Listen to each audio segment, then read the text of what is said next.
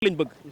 pour Kayar rafet ku dugg si fii xool affaire bi pare lamp yi takk wax dëgg yàlla su boobaa soo meroon tayit bu subaa di nga kontaan. léegi li nga wax ci affaire promiscuité bi ku ne xam na ne Kayar dafa xat d'ailleurs ñun benn tali lañ am on a une seule voie principale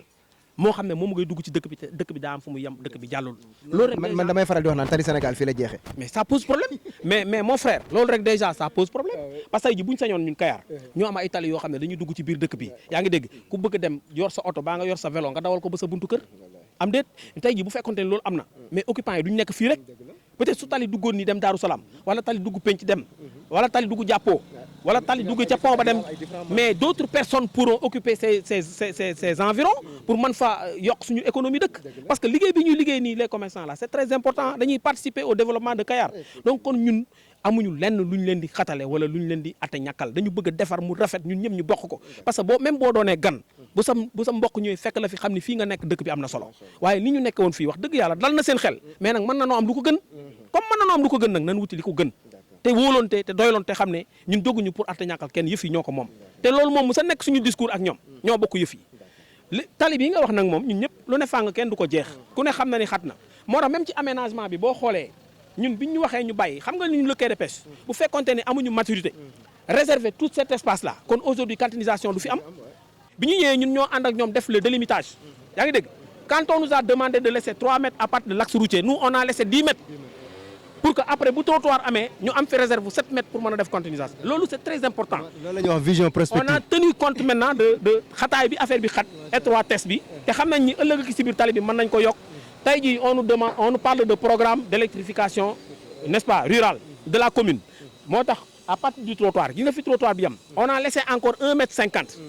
pour permettre l'installation des poteaux électriques xam nga loolu c'est très important parce que ñun duñu ay experts en la matière mais nag dañoo am na nu mu njàng yàlla am na nu mu dénk dañuy xalaat di waxtaan ak suñu ñi ñu nekkal kenn ku nekk di joxe sa xalaat boo fekkoon suñu réunion da nga yaakaar ne dañuy jamaale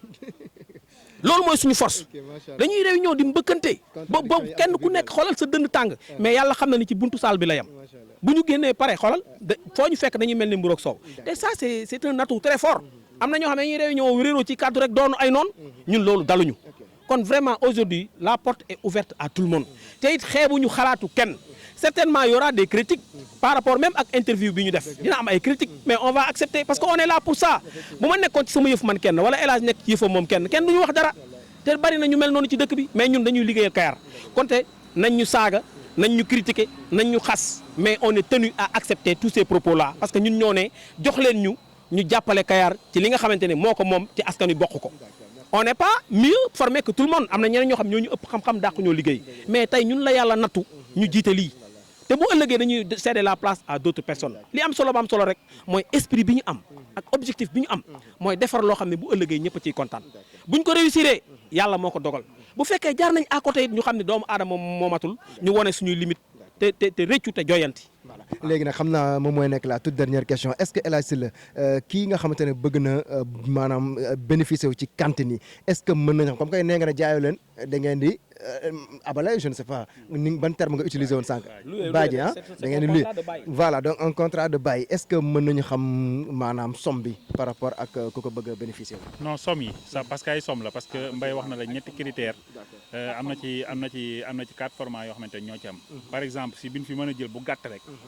tey jii par exemple bu fekkoon da di ba 1 million 500 bi liñ lay wax mooy place yi ñu taxaw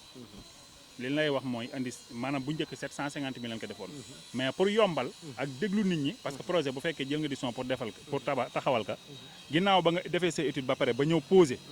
boo defee pose si li ngay def rek li ngay def mooy da ngay taxaw nga déglu nit ñi ñiy critiquer mais critique bu positive laa wax boo nga xamante ne tey boo ko jubbantee noonu mu gën da ngay def loolu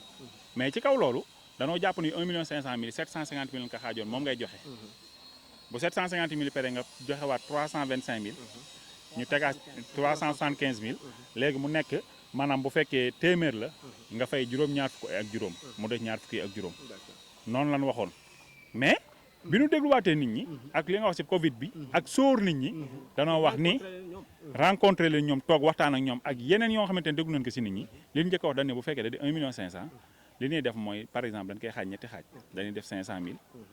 bu ñu paree ba nga war a dugg nga joxe 500000 boo paree waat doog a joxe 500000 muy 1 500 000 te loolu lépp yombalal gi mooy danoo déglu nit ñi parce que bu ñu déglu woon nit ñi loolu duñ ko mën a am mais danoo déglu nit ñi léegi nag kanta ko nga xamante ni maanaam da nga bëgg am ci cantine yi comme loolu moom mooy format bi mais it encore une fois même boo joxee loolu taxul nga moom ka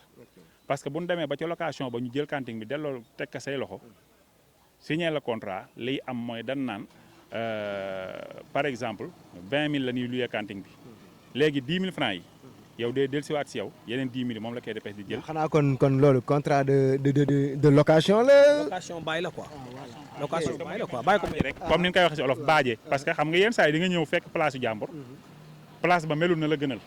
nga bëgg faa def loo nga xamante ne wóor na li adéquat ak place bi nga jël place bi liggéey ko par exemple si une somme de 5 millions si une somme de 5 millions yi waa ji ne 25000 la koy luyee léegi liy am mooy 25000 yi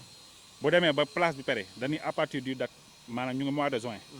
juin bi la ñuy commencé 25000 la war a fay mais dafay jox 12500 dugal sa borom 12500 c'est la même chose que mais loolu noonu day mel ni que nit ki moom moo fayal boppam cantine. non vas-y El Hadj. parce que man actuellement là man je ne comprends pas de. da nga war a comprendre parce que wax naa la expliquer rek parce que xam nga man ma comprendre amul solo mais ñii seetaan ñu comprendre lenn moom moo war a am quai de pêche ñu ngi ko inauguré en 2002 2002 ba 2015 amul benn problème mais 2015 ba 2019 dafa am problème parce que lu am problème ça veut dire que ni lu yokkuwul rek mu ngay wàññi ko kon am na site yoo nga xamante ne am na ci te mbay waxoon na la ba poussé la léegi ni la am na benn banque boo xam waroon na financer intégralement waaw léegi banque boobu leen war a financer intégralement li ma jàpp ci àdduna mooy lépp si àdduna dafa am coût lépp loo xamante ne doomu aadama da koy def dafa am coût parce que tey jii xaalis boobu ñun mënuñu ko dem di ko abbi waroon dem di ko lebi li nu man mooy ñi nga xamante ñoom ñoo occupé. voilà léegi xam nga foofu li ma doon wax El Hadj rek mooy que li may yokk ci moom li mu wax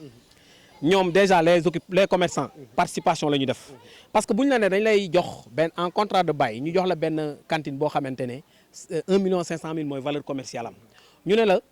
demal nga déposer 500 000 dans le compte le numéro du compte c'est le 4239 logé à la mutuelle Propac de Kayar boo déposer 500 000 bu ñu liggéeyee ba liggéey bi pare ba ñu woo la ne la kaay ñu jox la sa caabi nga dugal say bagages ci 500 000 ñu woo la ne la ñëwal pare na sa caabi ngi nii ubbil nga dugal say bagages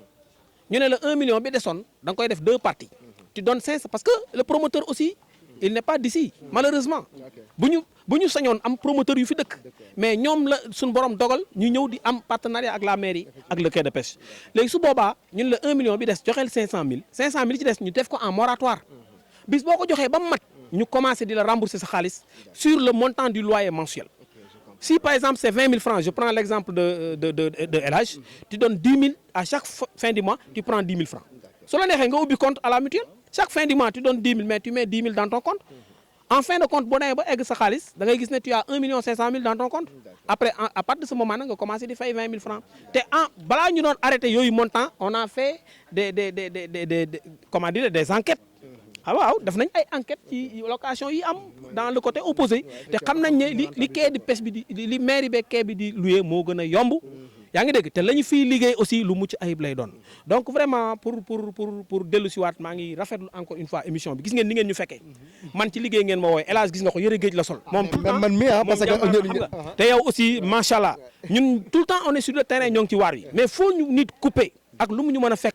ñu bàyyi ñun on a eu même à faire des interventions à 3 heures du matin parce que boo ko deful li nga bëgg a régler doo ko régler donc ñun affaire bi daf ñoo jaral lu bari xëy na yenn nit ñi nañ apprécier de manière positive ñeneen ñi gis ne nous sommes un peu négatifs mais c'est comme ça la vie adduna noonu lay doxee donc vraiment man maa ngi lay sant di la gërëm dikkee sa technicien parce que moom it jàmbaar la li ngeen di def nii c'est pas facile dañ leen a war a jàppale pour que ngeen gën a mën gën a am la possibilité de mettre un peu de beaucoup plus de professionnalisme dans le job parce que aujourd'hui tey yéen fii ngeen toll mais ëllëg mën nañ leen a dégg ci leneen lu ëpp envergure lii loolu laa leen di ñaanal da leen di ku baax yëpp di ñaanal waa Kayar ñëpp ñu ngi leen di ñaanal ci loolu kontaan encore une fois di remercier la population di remercier commerçants yi parce que ñoom vraiment partie intégrante lañ ci projet bi buñ ñu seetaanee projet bi rek mën nañ cee am jafe-jafe mais vraiment ñoo ngi ciy jàpp parce que déjà certaines personnes ont commencé à déposer leur caution loolu c'est un atout très fort encore une fois maa ngi remercier ñëpp di sant encore El Hadj parce que ci liggéey laa ko fekk ma ne ko El Hadj bàyyil jën yi te nga ñëw mu daw ñëw ñu toog waxtaan gis nga ñu tenir émission bi kon te vraiment responsable dëgg noonu lay def démb bi ñuy déggee pile fii c'était très difficile mais dafa dagg liggéeyam ñëw certaines personnes parmi les commerçants relogé nañ leen utal leen fu ñu jàpp ba pare ne leen fu waay mën a dugg fa provisoirement ba projet bi jàll ngeen dellu si waat nekk seen i merci beaucoup Mbaye ok voilà. waaw jërëjëf di la gërëm rek Diallo parce que c'est pas évident parce que chaque instant dañuy bëgg di def ay émission ci télé bi mais yàlla xam na ni jot bi rek ndax tamit àdduna moom fi mu toll nii ku yóbbu jéem a tëdd ci 1010 rek parce que yitte yi bari na te tamit ku yàpp bopp réer moom lambal sam kaang rek di féliciter sama grand bi Mbaye parce que moom laa tuddee l'infatigable parce que Mbaye moom tout le temps ñun bu nekkee bu nekkul bu ci nekkee bu nekkee si yitte bopp ak yëpp vraiment mu ngi si di remercier ñi nga xamante ne moom mooy waa quai de pêche bi yëpp mais di remercier ñi nga xamante ne ñoom ñooy commerçant yi tamit beneen bi si topp mooy di remercier waa Kayar gépp ak képp koo nga xamante ni yaa ngi seetaan émission bi parce que li ma jàpp mooy télé Kayar du waa Kayar rek ñun ñoo koy seetaan parce que damay dem ba béer sama mbokki béer dem ñu fekk ñu fay yenn saa yi ma ñëw fa ñu ma ni maa ngi lay seetaan émission sàngam kon li mbay ñaan léegi rek yàlla na dem ba ni ñuy déggee yeneen télé mag yi ñu koy déggee parce que fii la ñu jaar wala ñu jaar fu gën a suufa fii sax te yàlla moo man kon tamit li manti am mooy moom allahuma joo gis rek yàlla na dajeeg aminu sunu borom kon lépp loo xamante nit da koy yaakaar ba mu koy foog ci métier am yàlla na yàlla may leen ci bu kawe njort vraiment di gërëm tamit personnel bii nga xamante ni. ñoom it ñoo fi nekk di rey seen bopp xam nga di dégager les ordures di nettoyer parce que site bi il faut ñu nettoyer ko donc loolu aussi mënuñu ko ñàkk a wax quoi ay boy yoo xamante ne ñu am Pastef lañ boo leen xoolee ñoom ñëpp kenn dëkk ci Kayar waaye engagement bi ñu am xëy na bu ñu dëkkoon Kayar sax mën nañ koo bañ a am donc ñii Kayar amel nañ leen njukkal waaw duñu bañ duñu sonn bu doon guddi boo leen wooyee ñu ñëw loolu vraiment c'est à saluer quoi. Voilà, merci beaucoup donc merci beaucoup El Hadj Sylla merci également à Mbaye Niang donc mbokk téléspectateurs également yéen tam ñu ngi leen di gërëm di leen sant droit de réponse la woon concernant maanaam cri de cœur bi nga xamante ne jaaykat yi ñu ngi ko doon def le dimanche passé te ñun tamit dañu bëgg a équilibrer information moo tax ñu daal di leen di jox ñun tamit ñu daal di tontu xam naa ne sûrement yéen tam jërë ngeen ci njëriñ di leen gërëm di leen sant di gërëm sama caméraman du jour muy Madické merci donc à toute l'équipe de Kayar TV merci. La la la la la la la la la la la la la ça fait du bien la la la la la la la la la la la la budul woon fi mu tollu nii ndax nañ gisee nañ xam ni nit li ko jik te mooy nite nit ku ne bu jàppe ni moom la lépp waar dina ci jëf ba mel ni ab laar ndax da koy jaar jaaraama yéen docteur yi àdduna